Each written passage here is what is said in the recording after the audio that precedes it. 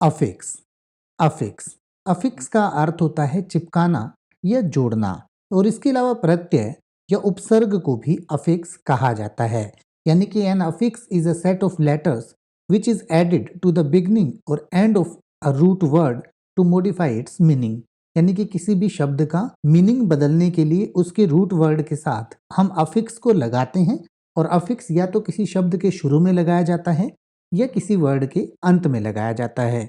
जो किसी वर्ड के शुरू में लगते हैं उनको हम प्रीफिक्स कहते हैं, और जो किसी वर्ड के लास्ट में लगते हैं उनको सफिक्स कहते हैं। तो सफिक्स और प्रीफिक्स को भी अब अच्छे से समझ लेते हैं। और प्रत्यय यानी इसको इंग्लिश में सफिक्स कहते हैं। प्रत्यय वे शब्द होते हैं जो दूसरे शब्दों में जुड़कर अपनी प्रकृति के अनुसार शब्द के अर्थ में परिवर्तन कर देते हैं। प्रत्यय शब्द के अंत में जुड़ते हैं, यानी जब शब्द खत्म होता है तो उसके बाद प्रत्यय को जोड़ा जाता है।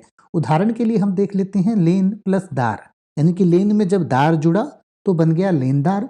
होन में जब हमने हार को जोड़ा एक प्रत्यय के रूप में तो ये बन गया होनहार। इसी तरीके से नाटक प्लस कार बन गया नाटककार, और घट प्लस इया बन गया घटिया।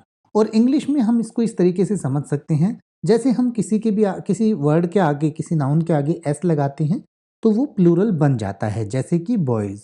इसके अलावा प्रेजेंट इंडेफिनिट टेंस में सिंगुलर थर्ड पर्सन के साथ हम एस या ई एस लगाते हैं तो भी उसका मतलब चेंज हो जाता है, जैसे ही टेक्स मतलब वह लेता है। अगला सफिक्स है एन ई डबल एस, नेस। यानी किसी चीज के साथ हम अगर नेस लगाते हैं तो ये एडजेक्टिव को नाउन में बदल देता है। काइंड एक एडजेक्टिव है, इसके साथ हम एन ई डबल एस नेस लगा देते हैं तो ये एक नाउन बन जाता है, यानी कि काइंडनेस, गुडनेस या डार्कनेस। इसी तरीके से एल वाई लगने से एक एडजेक्टिव एडवर्ब में बदल जाता है, और कई बार नाउन को भी एडजेक्टिव में बदला जा सकता है इससे। जैसे कार्ड के आगे हमने एल वाई लगा दिया तो ये बन गया कार्डली। सेंट के आगे हमने एल वाई लगा दिया तो ये हो गया सेंटली, और सॉफ्ट के आगे हमने एल वाई लगाया तो ये बन गया सॉफ्टली। और इसी तरीके से किसी चीज के आगे अगर हम मेंट लगा देते हैं तो वो उसका एक्शन बन जाता है या रिजल्ट ऑफ समथिंग बन जाता है, यानी किसी चीज का रिजल्ट बन जाता है, जैसे रिटायरमेंट, एस्टेब्लिशमेंट या मूवमेंट। अब बात करते हैं उपसर्ग यानी प्रीफिक्सेस की। इनको याद रखने का भी एक तरीका आपको बता देता हूं। सफिक्स वो होते हैं जो समाप्ति पर आते हैं। सफिक्स को आप इस तरीके से याद कर सकते हैं जो वर्ड की समाप्ति पर लगते हैं, और प्रीफिक्स यानी जो पहले लगते हैं, यानी पी से पहले और एस से समाप्ति। इसको आप इस तरीके से एसोसिएट करके भी याद रख सकते हो। प्री का वैसे भी पता चल रहा है कि प्री मतलब पहले ही होता है।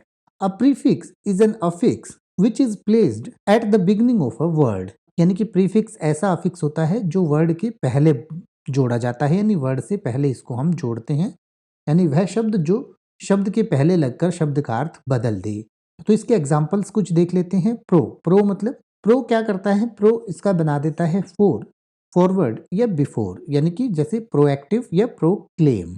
री, री किसी चीज को अगेन या बैक कर देता है, यानी कि किसी चीज को हम ये कहते हैं कि उसने दोबारा उस चीज को किया या पीछे किसी चीज का जाना हो गया तो री लगाने से वो बन जाता है, जैसे रिएक्ट, रीअपियर यानी कि दोबारा अपीयर होना, रीबिल्ड मतलब कि दोबारा बनाना, या रीगेन यानी दोबारा प्राप्त करना। इसी तरीके से अन लगाने से इसका मीनिंग या तो अपोजिट हो जाता है या अगेंस्ट हो जाता है या नोट हो जाता है, जैसे अनयूजुअल, यूजुअल के साथ हमने अन लगा दिया, अनयूजुअल यानी उल्टा हो गया। अनइक्वल, अनडू या अनफेयर। और अगर आपका अफिक्स के बारे में यानी सफिक्स या प्रीफिक्सेस के बारे में कोई भी सवाल है तो आप मुझे कमेंट करिए, मैं आपको जवाब देने की पूरी कोशिश करूंगा। चैनल पर और भी वीडियोस हैं जिन्हें आप जाके देख सकते हैं। लाइक, शेयर और सब्सक्राइब करना बिल्कुल मत भूलिएगा।